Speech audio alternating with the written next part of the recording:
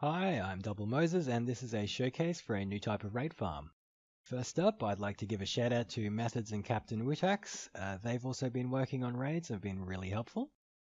So this concept is really simple to build, the redstone is not too complicated and you don't require any sort of perimeter. All you need is an ocean with no spawnable blocks within about a 70-ish block radius, preferably a pillager outpost nearby as well. Basically, this design requires you to bring your own bad omen to get it started, but then once it's going, we use the banner pillagers that spawn as part of the raid to keep it going.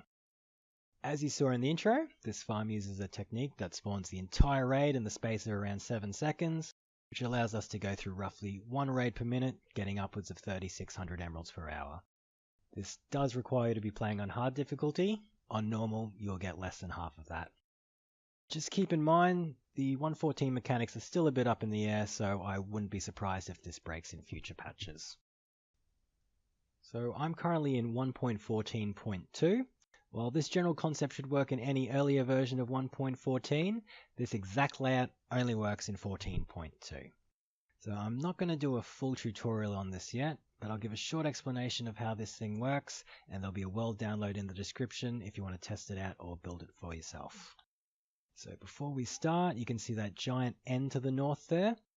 This farm is directional, so if you do build it, make sure it's facing in the right direction. And I also recommend building it at the same Y levels as I'm using as well. So the best place to start is the killing chamber. So the first block you should place is marked off by this emerald block. This is positioned in the top corner of a village, which gives us an easy way to control when we want to start the farm. Down here, I'll give a quick explanation of how that works and what a village is in 1.14. So if we hit F3 plus G, you can see these squares are the chunks, and these horizontal blue lines, they mark off the sub-chunks. So if I just hit this, alright, so this yellow cube, this contains the village point of interest. So that's any workstation, bell, or bed. When that point of interest is registered by a villager, the surrounding 3x3 cube of subchunks, which I've marked off with the green glass, the game registers those as village chunks. So when you enter this area marked by the green glass, and if this loads up, just so it doesn't look bad, 1.14 feels. Okay, so when I enter this green area with bad omen, that would trigger a raid. So while we're here, I'll explain what this villager's job is. He's here to register the bell.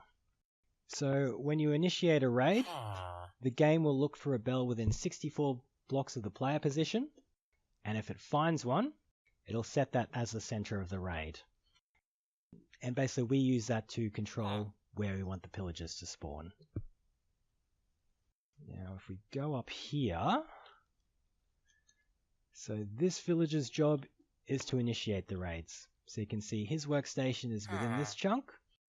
So if we go up 1 chunk and 1 chunk diagonally over here, we can see that when we're standing on this emerald block, we're just inside the village boundary. So if we just give ourselves bad omen with this command block, we can see that when we cross this chunk boundary, we'll start a raid. Up here is our spawning platform. So the reason we build this over an ocean is so that we can invalidate all the other spawning spots that a raid might spawn in, so that they spawn within our farm.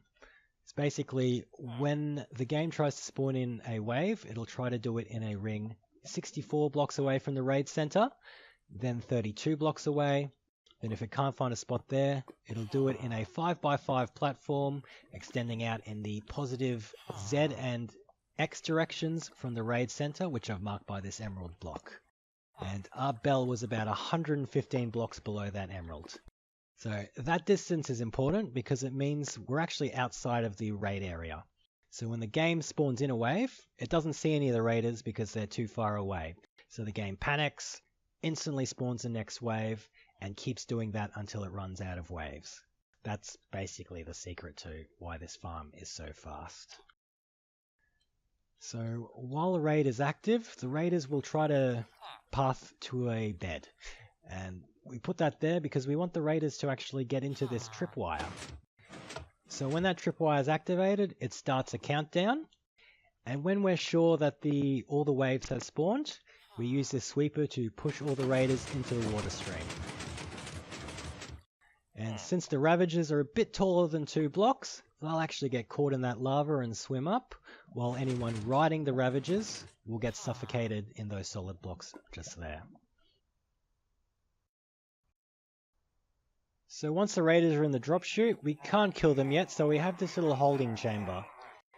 If we drop down here, we can see that the raid bar is in its victory phase, which lasts around 30 seconds. We need to wait for the raid to completely finish before killing any of the pillagers, so that when we kill any of the banner pillagers, it'll actually give us bad omen and start the raid process all over again. So once this timer is happy that the raid bar's gone away, it releases all the raiders, and we can kill them to start a new raid. So you might be wondering why we don't just hold the raiders up here until we're ready to kill them, and there's a very good reason for that. And that's because this area is too far away from the player, and they'll actually start to despawn and we'll lose around 30 to 40% of the raiders. Down here, however, is within 32 blocks of the player, which is too close for them to despawn, so they'll just happily wait around for us until we're ready to kill them. While I won't say this is 100% reliable yet, this is AFKable.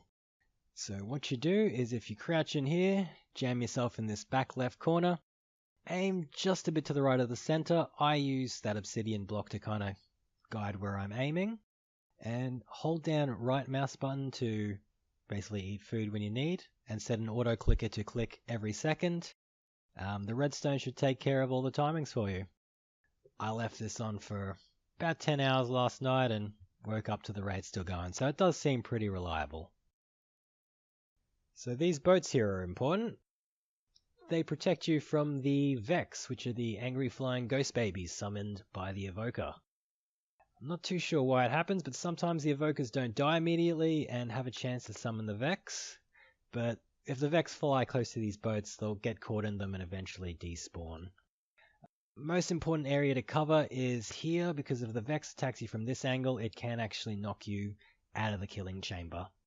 But if you have decent armor and a beacon if you can, you should be safe. I haven't died since installing the boats. It still might be worth installing some hoppers underneath the killing chamber, so if you do happen to die, you don't lose all your gear. And finally, these hopper minecarts.